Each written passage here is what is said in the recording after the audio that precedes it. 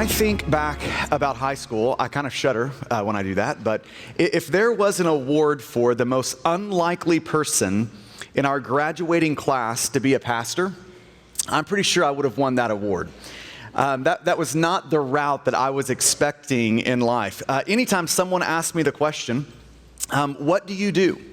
When I hear myself say, I get the privilege of pastoring Stonegate, I am as shocked as anyone. I just cannot believe that is what the Lord has done with my life. And, it's funny for me to watch the follow-up question that people so often ask once they realize that I pastor. So often people will ask, okay, so I know you're a pastor, but what exactly do you do? What does it mean to be a pastor? Now, there's a lot of ways to talk about the work and role of pastoring, but I love my favorite place in the Bible to go and look at what a pastor is, what a pastor does, is in 2 Corinthians, and this is how Paul thinks about his work as a pastor. Paul is a pastor, a church planter. He's planted all these churches in Asia Minor. And listen to how he describes the role of pastor. This is what he says. He says, not that we lord it over your faith, but here's what we do as a pastor. But we work with you for your joy.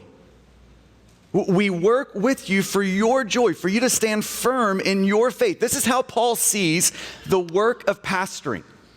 As a pastor, this is the job. The job is to work for your joy. That's what Paul is saying. My job is to get beside you and to begin to work with you for your joy. Now, that's surprising to many people that Paul would see his sort of role like that, his job like that Paul would take joy that seriously. And I think the reason it's surprising to us is that many of us have bought into this lie.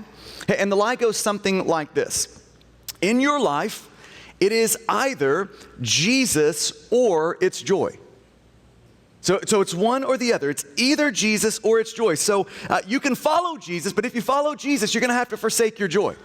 Or you can follow joy, but if you follow joy, you're going to have to forsake Jesus. But in the scriptures, that is not the way it talks about our life with Jesus. In the scriptures, it's not Jesus or joy, it's Jesus as our joy. That's the way the Bible thinks about the Christian life. Jesus undoubtedly creates a major fork in the road for all of us. If you say yes to following Jesus, it is going to cost you hundreds and hundreds of things in your life. But friends, joy is not one of them. It is not one of them. God has hardwired your heart for joy. Every human heart wants happiness. God has made you that way, with the heart yearning for that and wanting that. And the Bible invites your joy-hungry heart to come and get your joy in the person of Jesus. It invites you to do that. So Paul sees his job as helping you do that very thing. Taking your joy-hungry heart and pointing it toward Jesus, helping you in the pursuit of your joy. That's how he sees his job, helping that joy, that deep, durable delight in God fill and overflow in your heart. That's the role of a pastor. Not just Paul, but of every pastor. Pastoring is helping people in their pursuit of joy. Now, that takes us to Psalm 32, because in Psalm 32, this is what David is doing. He's looking at people and he's saying, I want to help you in your pursuit of joy. I want to show you where joy is. I want to work with you for your joy. I want to point your joy-hungry hearts in the direction of where joy will be found in your life. The good life will be found. The life that your hungry hearts want. I want to point you in that direction toward joy. So Psalm 32 is going to come to us in two parts. And here's the two parts for this morning: the contrast and the question. The contrast and the question. First, the contrast. We'll just start in verse 1. Follow along with me there. David says, "Blessed is the one whose transgression is forgiven, whose sin is covered. Blessed is the man against whom the Lord counts no iniquity, and in whose spirit there is no deceit." Now, let's just start with the first word of Psalm 32, that word blessed. You could translate that word happy. That would be an equally valid translation. Happy is the one. That word blessed is talking about a person who is happy-hearted. Their heart is full of joy, that deep, durable delight in God. It is overflowing with the joy that only Jesus can give. That is a blessed person in Psalm 32. That word blessed is describing the good life. It's describing the life you want, that your heart is hungry for. That's what that word blessed is describing. Now, it's interesting when you just read through the entirety of the Psalms. There's not very many Psalms that start out like this. Blessed is the one. There's not many that do. There's a few, but not many. Here's an example of one that does, though. It's Psalm 1. The Psalms open like this.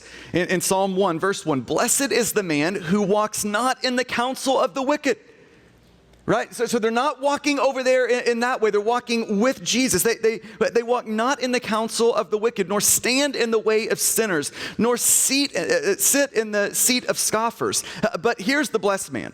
But he who delights in the law of the Lord, and on his law he meditates day and night. So Psalm 1 has something to say about the good life. It is the psalmist saying, let me point your heart to the good life, where your heart's going to be happy and brimming full of joy. Let me point you in that way. And Psalm 1 describes the blessed man as a man who walks in the ways of God. That's Psalm 1, a person who is walking hand in hand with Jesus in his ways. That will lead you to the blessed life, according to Psalm 1. But Psalm 32 is different. Psalm 32 is written to a different crowd addressing a different thing.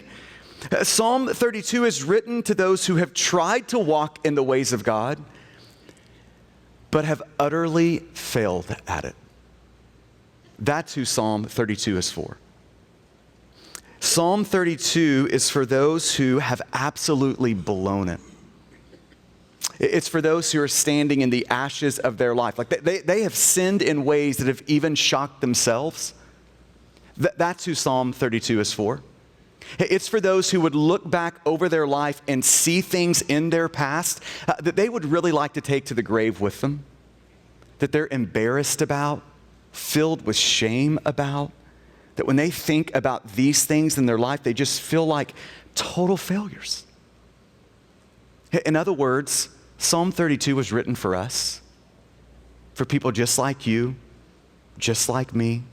That's who Psalm 32 is written for. If you feel like a failure, David is writing to you. And to you, David says this in verse 1. Blessed is the one whose transgression is forgiven, whose sin is covered. Blessed is the man against whom the Lord counts no iniquity. Now, I just want you to notice the three words David uses to describe our wrongdoing in this text. You get the first one, transgression. You see that there in verse 1. That's a word to describe our open, intentional rebellion against God.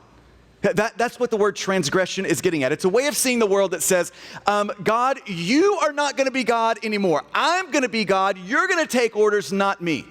So God, why don't you just get off your throne so I can sit on your throne? That's transgression. It's a way of seeing life that looks like that. And then he uses the word sin.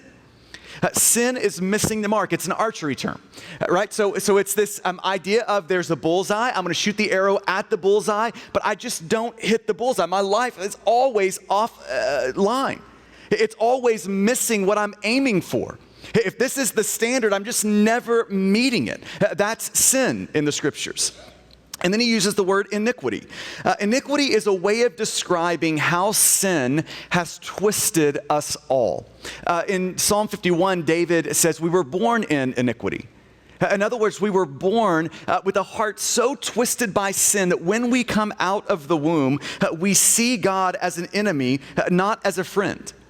We were born with hearts that are spring-loaded to reject God. That's what iniquity means. Right now, take all those three words together, and those three words are just encompassing all the ways that a human being can belittle God, wrong God, reject God. That's what all three of those words are doing. It's the whole category of every way that we fail with God.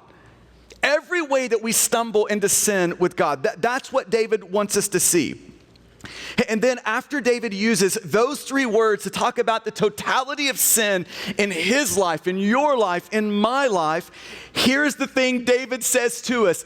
All of that wrongdoing, all of that rejection, all of that transgression, all of that sin, all of that iniquity, it can all be forgiven. That's amazing, isn't it? It can all be forgiven, David says. David, in a lot of ways in this psalm, is just, he's wanting us to turn our gaze up toward God's joy-producing grace. That's what David is doing. He just wants us to behold the grace of God that covers our sin, that forgives us. So look again at verses 1 and 2. He says, blessed is the one whose transgression, all the ways that we openly, intentionally rebel against God, blessed is the one whose transgression is forgiven. That word means to lift up or remove. All of those transgressions removed from you. Happy is the one whose transgressions are lifted up, taken away. As far as the east is from the west, remembered no more by God. Blessed is the one who that is true of you. Just imagine for a moment you have been caught in an act of high treason. You have been taken to court, you have been found guilty, and you have been marched out in front of a firing squad. Every man has his hand on the triggers and they're about to pull them. And right before those triggers are pulled, your pardon is announced. That's how David feels in this text. Blessed is the one whose transgression is forgiven. He goes on, blessed is the one whose sin is covered.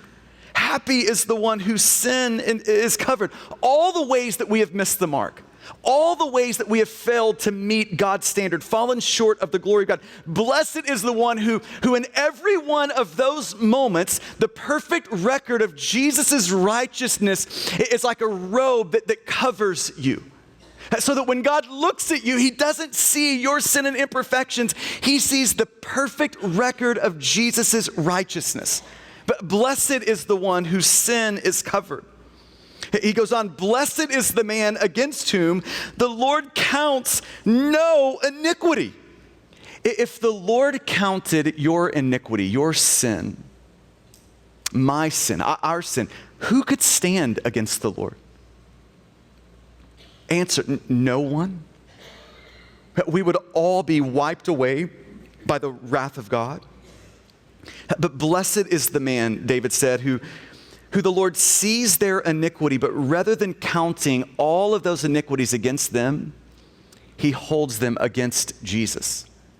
Blessed is that man. In a lot of ways, the point of Psalm 32, these first couple of verses, is just to get us gazing at the cross of Christ. The dying love of Jesus. There on the cross, Jesus is crushed for our iniquities, pierced for our transgressions. Paul is just holding David is just holding the dying love of Jesus before us, just asking us to behold the broken body and the spilled blood of Jesus, from which all of that forgiveness flows, all of that covering flows. He's just asking you to get in your mind's eye Jesus hanging from a cross. This is one of the things I love so much about David in this psalm. David cannot get over the fact that he has been forgiven. He just cannot get over it. It is the most amazing thing in the world for him to know this is how high my sin goes, but yet grace goes even higher. It is just, his heart is awestruck by that. And I think there's just a moment there for us to linger and ask the question, when is the last time our hearts have been freshly amazed by the forgiveness of God? When's the last time that's happened? Where God has just freshly amazed you with his grace.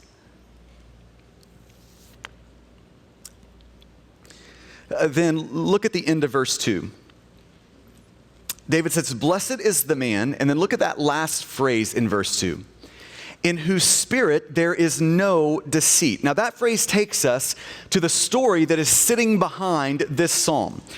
David opens the door in this psalm, in particular in that phrase, and lets us into so that we can see the darkest season of David's life. He lets us into that place. And that dark season starts in 2 Samuel chapter 11. You don't have to turn there, but let me just fill you in on it. David, in a moment of unchecked selfishness, sees a woman and wants the woman. So he takes her and he breaks the seventh commandment. Then it gets worse. To cover his tracks, he then murders Uriah. Uriah is David's friend, one of his soldiers. He murders Uriah, his friend, and Bathsheba's husband. Right? This is a grievous moment of sin. I mean, don't pass over that. This is a man totally wrecking a family and murdering the husband. I mean, it doesn't get much more grievous than that, much more terrible than that. But then after every failure in all of our lives, and this one in David's, there is a fork in the road. What are we going to do after we have failed? After we have totally blown it and committed grievous sin? What are we going to do then? Here are the two options. There's a fork in the road. Option one path is we can in that moment decide, I will walk in the light. I'm going to confess this. Come what may, I am going to walk in the light. I'm going to bring Jesus into this. I'm going to bring this to Jesus. I'm going to walk in the light. That's option one. Option two, we can walk in the dark. We can choose to sort of weave that web of lies around our sin, trying to cover it. We can begin to practice deceit, pretense, to keep up appearances, to cover and conceal our sin. And this is what David chose. David, after his sin, sadly chose the dark. Pretending, lying, concealing, being honest with no one. He wasn't honest to himself. He wasn't honest to the Lord. He wasn't honest to people around him. He chose the dark. But God knew. God saw, even in the dark. God saw David. And then David goes on in verse 3 to describe his days of walking in the dark. Look at verse 3. David says, for when I kept silent, my bones wasted away through my groaning all day long. Now, okay, verse 3 is not a theoretical statement from David. He's not saying, hey, I've heard that this is what happens when we walk in the dark. That's not what's happening in verse 3. This is firsthand experience. He is describing what his life felt like when he was hiding his sin from God, when he was practicing deceit, when he just did not have the nerve to be honest with himself, with God, with other people. This is what his life felt like when he was pretending. He says in verse 3, for when I kept silent, when I refused to acknowledge my sin, confess my sin, when I refused to walk in the light, when I was walking in the dark, this is what it felt like. My bones were wasting away. In the darkness, David was dying. This is what he's saying. And this is what unconfessed sin does to a human soul. Day by day by day, slowly but surely, we die. Our souls shrivel. Joy fades. The life that we were made for vanishes. When I kept silent, my bones wasted away, David said. Look at verse 4. For day and night, your hand was heavy upon me. Your hand was heavy upon me. Whose hand is David talking about? God's hand, right? God's hand was heavy upon, or we could say it this way, against David. Now, Paul is right in Romans 8 to say, if God is for us, who can be against us? That's an amazing thing that every follower of Jesus, everyone who is in Christ can know about your life. If God is for you, it does not matter who's against you. But friends, the opposite is also true, isn't it? If God is against you, what does it matter who is for you? If God's hand is heavy upon you, heavy against you, it doesn't matter if the rest of the world is for you. For day and night, your hand was heavy upon me. David is using his experience to teach us that when we choose the dark, we force God, because God is for us, but we force God to actually work against us.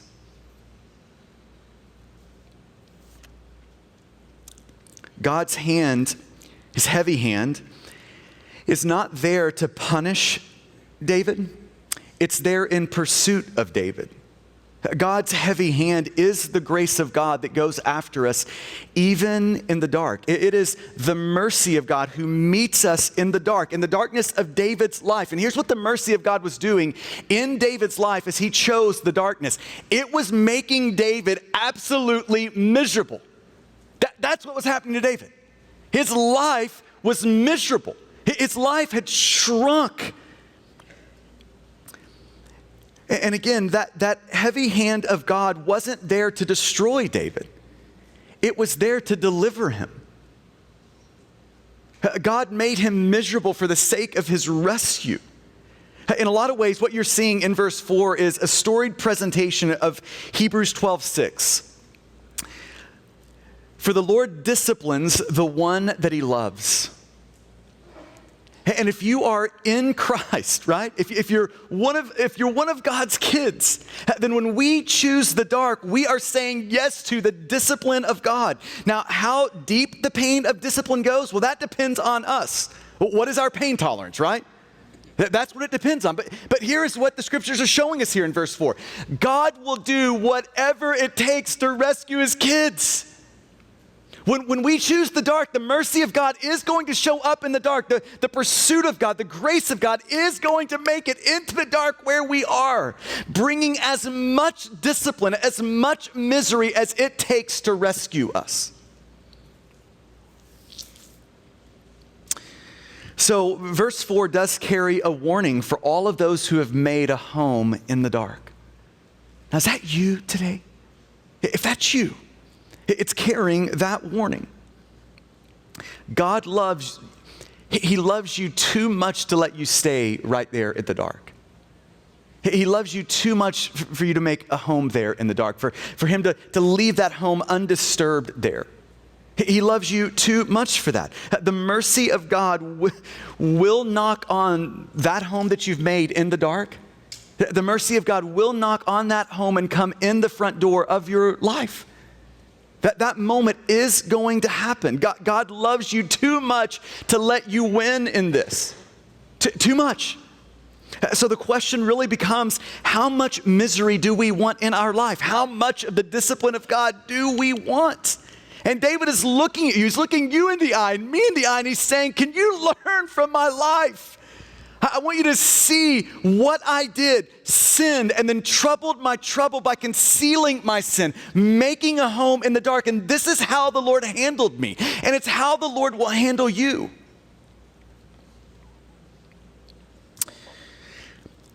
Now, the contrast that we just see in verses 1 and 2 and 3 and 4, that contrast now sets up really the question of the psalm.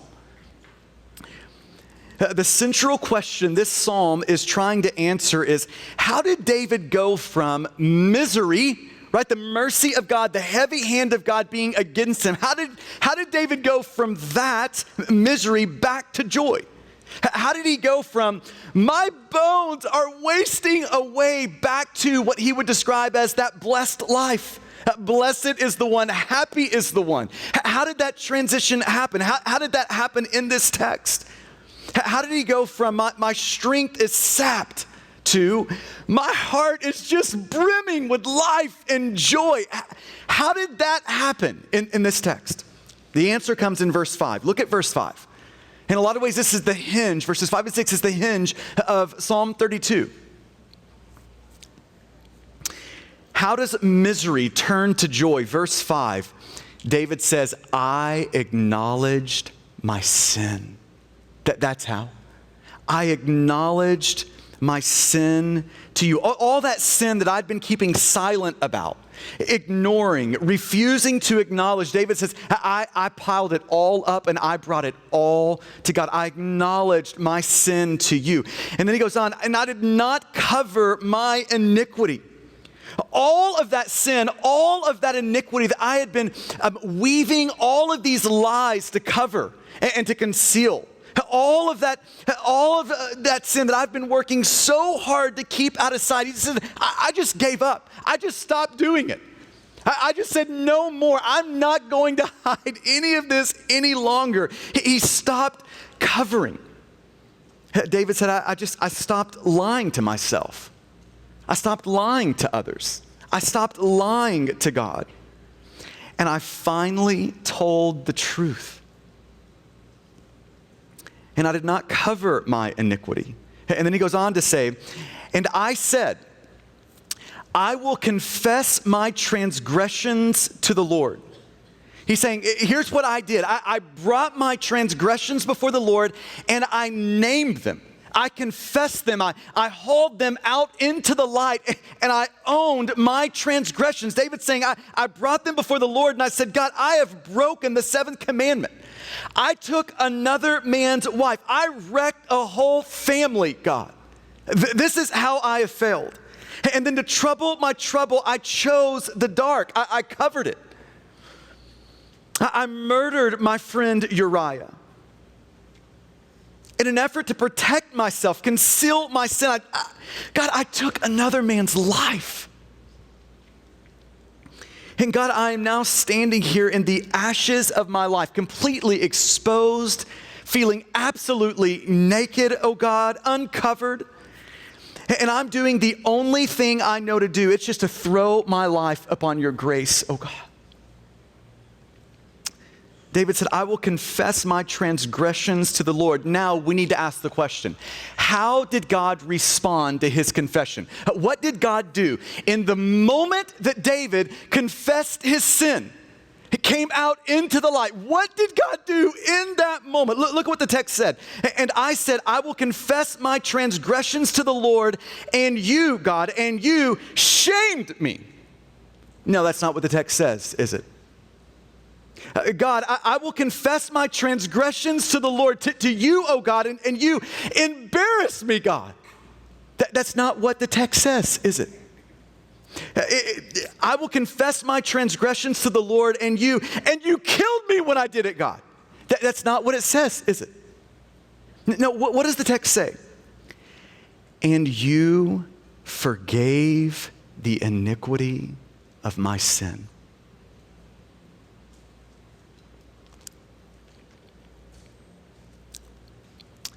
Friends, if this is our God, if he is that gracious, if he is that willing to forgive, if he is that willing to cover anyone for any of their sins, what else can we do but turn ourselves into him? Than to bring our rap sheet and say, God, this is everything on it. To come out of hiding into our gracious God. Will you look me in the eye? Many of us in this room have been hiding our sin for years. And Psalm 32 is in the Bible to remind you that David's story can be your story today. His freedom can be your freedom. His joy can be your joy. This story right here can be your story today. Today. And verse 6 offers the invitation into that story. Therefore, let everyone who is godly offer prayer to you. That's David saying, will you just follow my example? Will you just bring all of your sin into the light to your gracious, forgiving God so that your bones can stop wasting away and you can find your life again? Can you do that? Will you do that? He's pleading with you. He's looking us in the eye today and saying, this is the only way to life. It's the only way. It's to bring our sin out to the light. Stop hiding, concealing. And trust that when you confess your sin, you will be forgiven and your heart will now get to overflow with joy again, with life again, with happiness again. Now, I just want to point out a couple of things in the rest of this psalm. I'm not going to camp there for long, but I just want you to notice a couple of the things that David experienced in the aftermath of his honesty. Because we're all like, oh my gosh, if I do that, what's going to happen to me? I want you to see what happened to David when he walked in the light. When he brought his sin out of hiding, out of the dark, into the light. Look at what happens to him in verse 7. David says, you are a hiding place for me. God, this is what you have become for me. Now think about this text. For the last year of David's life, that's how long that dark season roughly went on for. For the last year of David's life, he had been hiding from God. He confesses his sin, and you know what that instantly did? It allowed him to hide in God. Hiding from to hiding in. Covered by the grace of Jesus. Jesus' perfect record of righteousness covering you, hiding you, concealing all of your sin for you. That's what David experienced. You are a hiding place for me, David says. And then he goes on to say, you preserve me from trouble. You surround me with shouts of deliverance. I love that statement. That's an amazing statement. Because here's what we all think. We all by nature think that if I confess my sin to God, like this sin, like the one that we talk about hiding sin, it's like the one that instantly comes up because it's the one you're terrified to tell anyone about. We naturally think about sins like that if I confess those sins, the worst of my deeds to God, if I do that, if I confess those deeds, God will destroy me. That's what's going to happen on the other end of this. And David's saying in this psalm, you're wrong. God won't destroy you. He will deliver you with shouts and singing. Gosh, friends, that can be your story today. Today, that can be your story. You can experience that part of God's heart that leaps toward every sinner who will own their sin, confessing it before him. And then look at verse 8. I will instruct you. I will teach you in the way that you should go, God says. I will counsel you with my eye upon you. I just love that imagery and those phrases in there. One of my favorite books is a book called Redeeming Love. It's a retelling of the biblical story of Hosea. And, if you think about the book of Hosea in the Bible, it is a picture of God's pursuing love.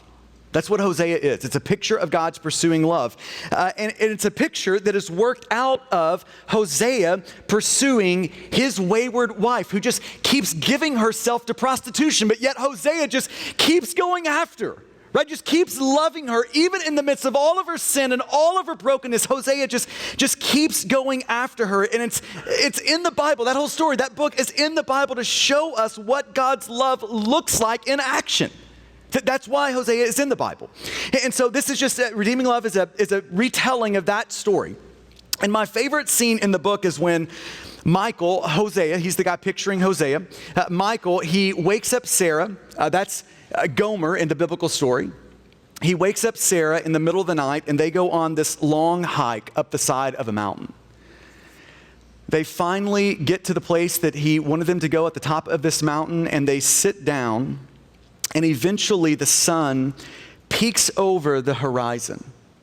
And as the sun peeks over the horizon, they're up on this beautiful mountain, the sun peeks over this horizon, and the sun lights up this whole valley that Michael owns. And with the sun lighting up this beautiful valley in Central California, Michael looks at Sarah and says, "This is the life I want to give you. I don't want you to live in the darkness of a brothel. And this is the life that I want for you." And this is what God is doing in verse 8. He's looking at everyone who has made a home in the dark, just terrified to come out into the light. And he's saying, if you'll have the courage to confess your sin, to come out into the light, I will open up a whole new life for you. A whole new life for you. I'll instruct you, I'll teach you, I'll counsel you with my eye upon you. I will open up a future that is so bright for you that if you could see it right now, it would blind you. That's what I want for you. That's the life that I'm promising on the other side of you coming out into the light, on the other side of you confessing your sin. So here's the way that I want to finish up today. I want to restate the central question of Psalm 32 in just the most pointed way that I can. And here's the question Psalm 32 wants us to wrestle with. Here's the question. This is what Psalm 32 is about, is where can failures like David, who even compound their failures by choosing the dark after they have failed, where can failures like David find joy again? That's the question. How can they do that? Where can they do that? Where can those who have failed, and not just failed, but now have made a habit of faking it, of keeping up appearances, just sowing all of those lies of deception, have practiced dishonesty for years now, concealing all of that deceit? How can people trapped in all of that, how can men and women trapped in that, in the dark, how can they find joy again? And the answer of Psalm 32 is simple. Here's its answer. Friends, joy lives in the light.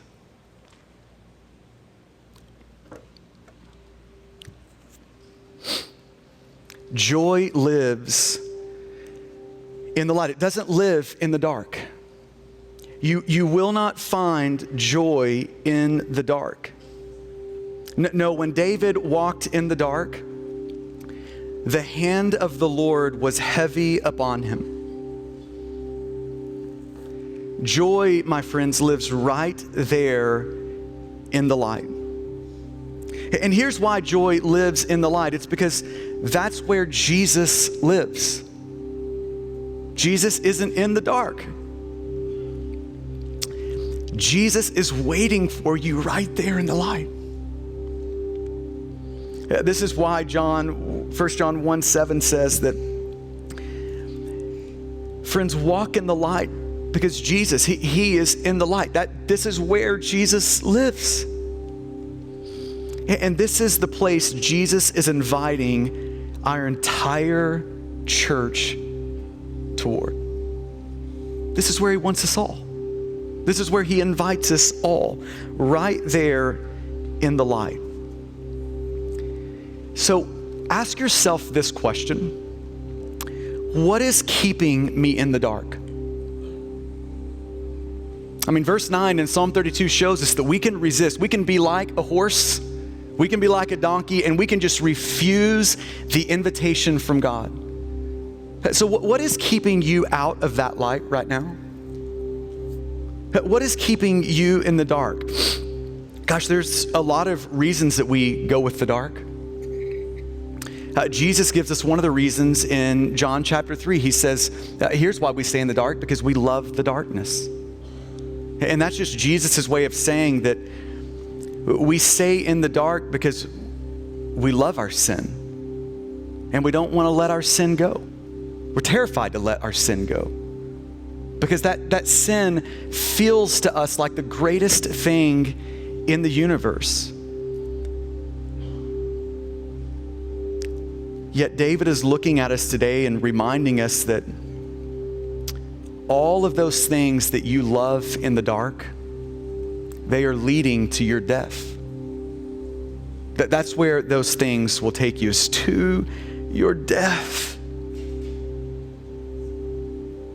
His bones were wasting away. The heavy hand of the Lord was against David. And friends, if you are in Christ, the discipline of God will walk through the door of your life, the intervening grace of God, the heavy hand of God doing whatever it takes, even bringing you to a place of misery, if that's what's required to get you out of the dark. So some of us stay in the dark because we love the dark. But for others of us, the reason we are in the dark and not right there in the light is fear. It's just fear. We're scared. This week, I watched a 60-second video that I've just not been able to get out of my mind. It's the story of this lady rescuing a stray dog. The dog is under a car, and she steps up beside the car, and as soon as she steps up beside the car, the dog just starts to whimper. He's terrified, absolutely terrified. She bends down beside the car, and he just loses it. Whimpering, terrified. He is as scared as a dog could be under this little car. And all the things the lady's done is just bend down beside the car. And then the lady begins to gently plead with the dog. She stretches out her hand, assures the dog, it's okay if you come out. It's okay. And the little dog starts to creep forward through these terrified whimpers. And finally the dog comes out into the light. And then the lady grabs her. And the dog loses it again. It's just terrified. And then it cuts to a scene just a few minutes later. They're driving down the road in the car. The dog is in the lady's lap. She's just hugging the dog, embracing the dog, kissing the dog. The dog is licking her. I mean, it's just a beautiful scene just a few minutes later. And when I'm looking at that video this week, I'm like, that is so us. That is a picture of us coming out of the dark. I want to do it, but what will happen if I come out into the light? If I come into the light, if I come there, will I die out there? Will my life be over out there? If I'm honest about my sin, confess my sin, is it going to kill me if I do that? And to everyone who feels fear about walking into the light today, Psalm 32 was written for you.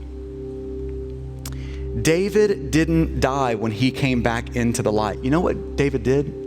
David got his life back. That's what happened to David. He got his life back. And friends, today God is offering your life back to you. You can leave here with your life back. It just requires you to walk into the light. Do you remember the story of the prodigal son? He had his whole speech rehearsed, right?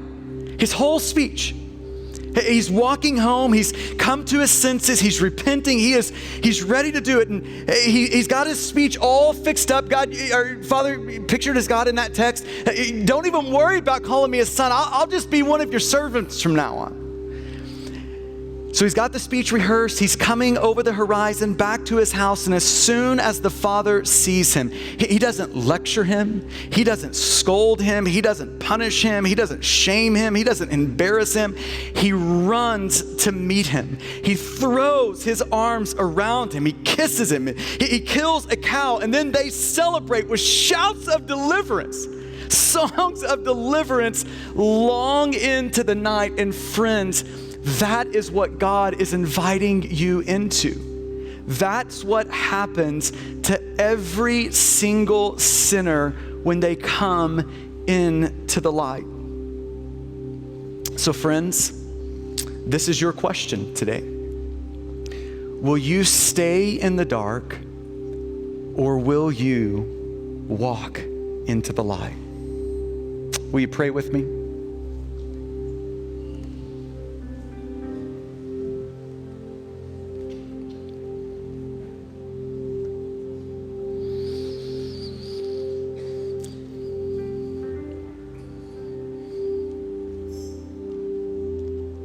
Jesus right now is ready to give you your life back.